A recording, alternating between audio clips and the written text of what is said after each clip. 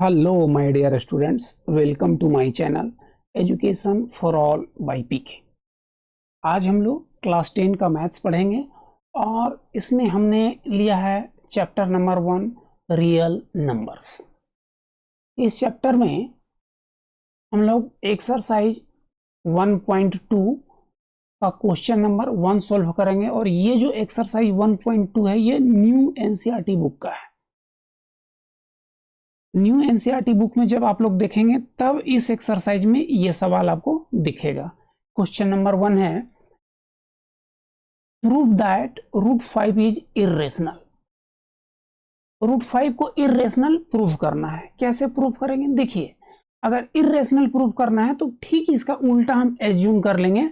हम मान लेंगे कि रूट 5 एक रेशनल नंबर है। लिखेंगे let root 5 be a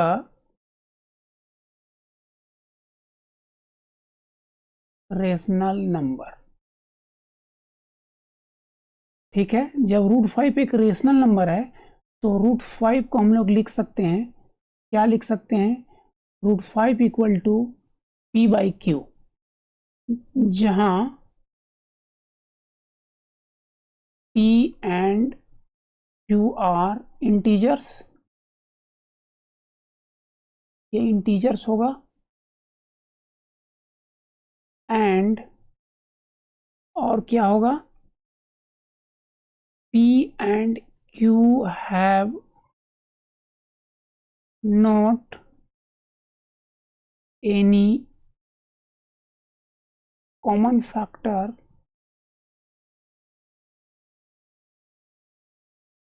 other than 1। एक के अलावे कोई भी कॉमन फैक्टर P और Q के बीच नहीं है। अब आगे क्या इसको करना है? ये जो root 5 equal to P by Q है ना, इसको हम स्क्वायरिंग बोथ साइड्स कर देते हैं। ठीक है, तो यहां लिखेंगे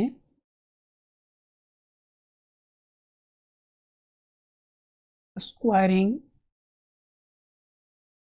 both sides.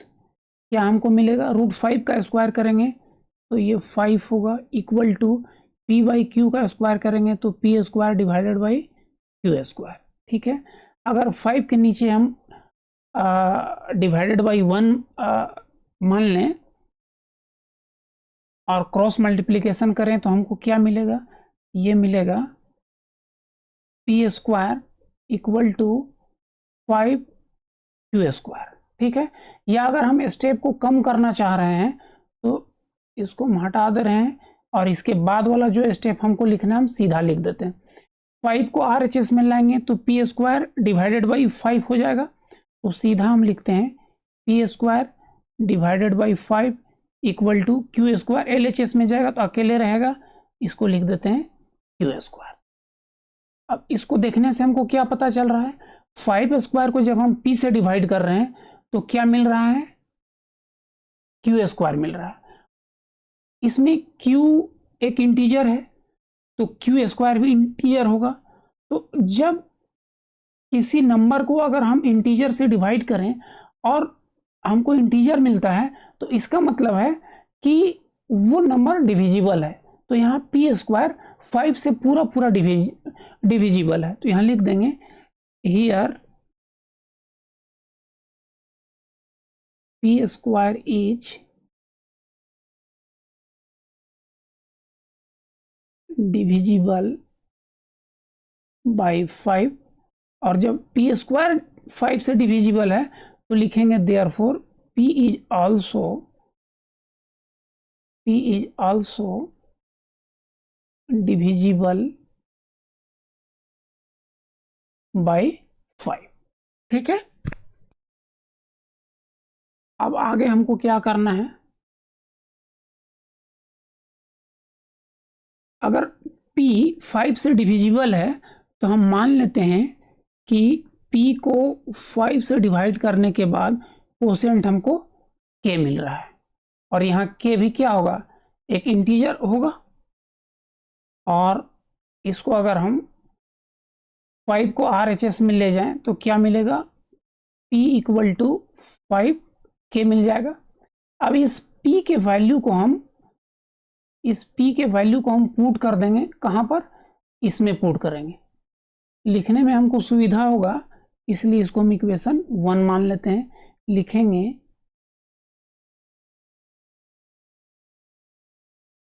Putting the value of p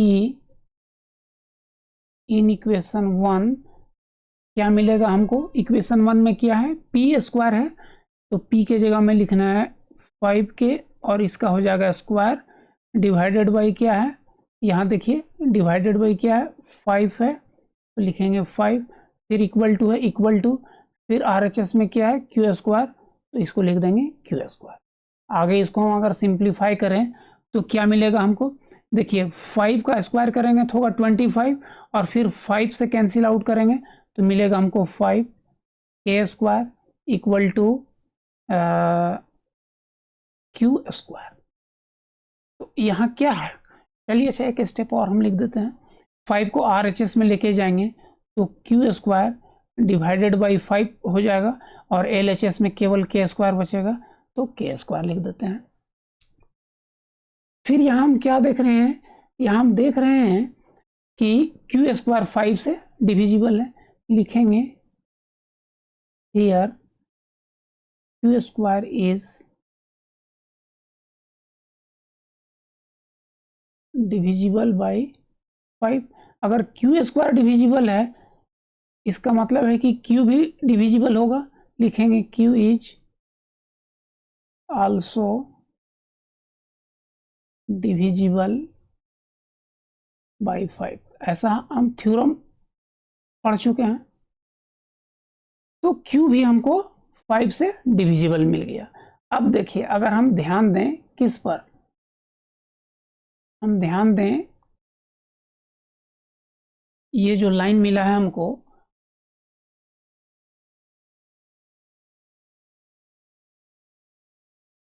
Q divisible है,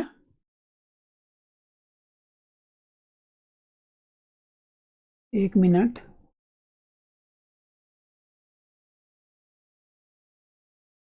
यहां हम देख रहे हैं Q डिविजिबल है 5 से और ऊपर में हम देख रहे हैं ये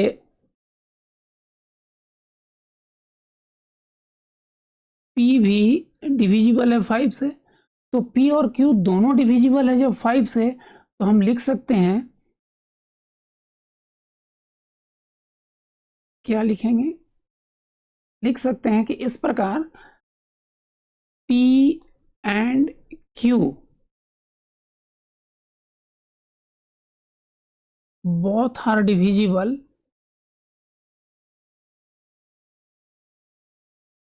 बाई 5, दोनों 5 से डिविजिबल है, अर्थात इसका क्या मतलब हुआ, P एंड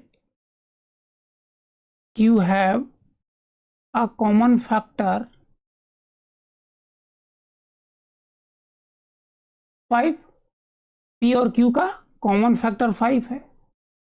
अब देखिए ऊपर में हम लोग क्या देखे थे, ऊपर में हम लोग देखे थे यहाँ एक फैक्ट हमको मिला था, इसको भी अंडरलाइन हम कर दे रहे हैं, ये फैक्ट मिला था P and Q have not any common factor, एक के अलावे कोई भी कॉमन फैक्टर नहीं है। लेकिन नीचे हमको क्या मिल गया, नीचे मिल गया P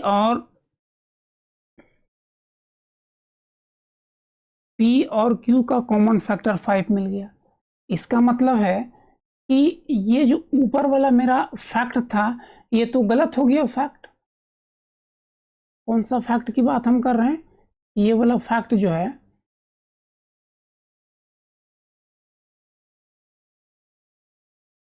ये जो फैक्ट है मेरा P and Q have not any common factor, ये तो गलत हो गया। और ये फैक्ट गलत होने का मतलब है कि ये गलत क्यों हो रहा है, √5 को हमने रेशनल नंबर मान लिया और रेशनल नंबर मानने के बाद ये फैक्ट मिला था, तो ये फैक्ट गलत हो गया। इसका मतलब है कि जो √5 को हम रेशनल नंबर मान रहे हैं ये भी मानना मेरा गलत है। अब इसी चीज को नीचे हमको लिख देना है। जब यहाँ तक हम लिख दिए P and Q have a common factor 5, चलिए अदर देन 1 भी लिख देते हैं। अदर देन 1 के अलावा एक कॉमन फैक्टर 5 मिल गया। तो ये क्या हमको दिखा रहा है? लिख देते हैं इट कंट्राडिक्ट्स, जो ऊपर फैक्ट मिला था उसका ये विरोध कर रहा है। लिख देंगे इट कंट्राडिक्ट्स द फैक्ट। किस फैक्ट का विरोध कर रहा है? That P and Q have not any common factor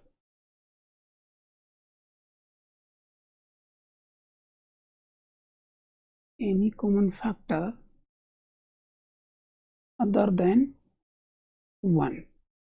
इस फैक्ट का विरोध किया। कहने का मतलब है कि ये फैक्ट मेरा गलत मिल गया। और ये क्यों गलत मिला फैक्ट? इसलिए लिख देंगे आगे due to our wrong assumption. जो हम मान लिए थे कि √5 मेरा रेशनल नंबर है, यही अजम्पशन मेरा गलत था। तो हम किस कंक्लूजन में पहुंच रहे हैं?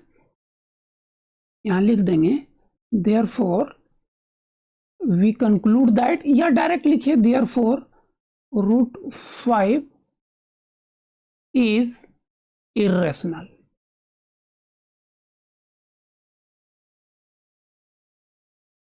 √5 क्या है? इर्रेशनल है।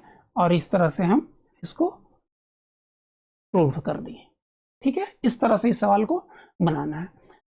देखिए ये देखने में तो बहुत लंबा चौड़ा लग रहा है, बहुत लैंग्वेज भी लिखना है, लेकिन इसको करना क्या है कि आपको 3 बार 4 बार प्रैक्टिस करना है और बीच बीच में इसको रिवीजन करते जाना है। उसके बाद स्टेप आपको याद रखना है। क्या स्टेप है? पहला स्टेप तो ये है कि जो प्रूफ करना है ठीक उसका उल्टा हमको मान लेना है। इर्रेशनल प्रूफ करना है, हम रेशनल मान लेंगे। इसको बोलते हैं proof by contradiction. Contradiction method से इसको हम प्रूव कर रहे हैं। तो पहला स्टेप तो मेरा ये रहेगा, इसको हम मान लेंगे उल्टा। दूसरा स्टेप है, जब इसको हम मानते हैं तो एक फैक्ट हमको क्या मिलता है? ये फैक्ट मिलता है कि P एंड Q, ये फैक्ट मिल गया P and Q have not any common factor, दोनों के बीच कोई कॉमन फैक्टर नहीं, ये फैक्ट मिल जाएगा। उसके बाद अगला जो मेरा स्टेप है वो स्टेप रहेगा, हमको ये दिखा देना है कि P और Q दोनों के बीच कॉमन फैक्टर 5 है, मतलब जो शुरू वाला फैक्ट था वो गलत है। ठीक है, यही 3 स्टेप है। तो हम फिर लास्ट कंक्लूजन में पहुंच जाएंगे कि √5 जो है इर्रेशनल है। ठीक है, इसको आप प्रैक्टिस करिए, रिवीजन बीच बीच में करिए, एकदम बन जाएगा आसानी से। और जब एक बार में समझ में नहीं आए तो वीडियो को दोबारा देखिए, तीसरा बार देखिए, आपको अच्छी तरह से समझ में आ जाएगा। इस तरह से यह सवाल हो गया कंप्लीट।